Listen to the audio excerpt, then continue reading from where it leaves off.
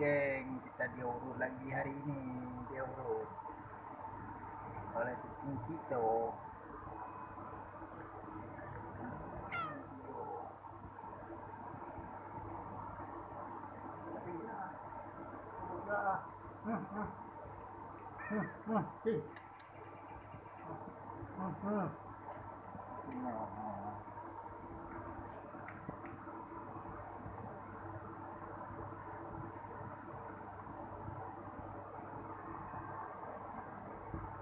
Ya itu mana urut ni.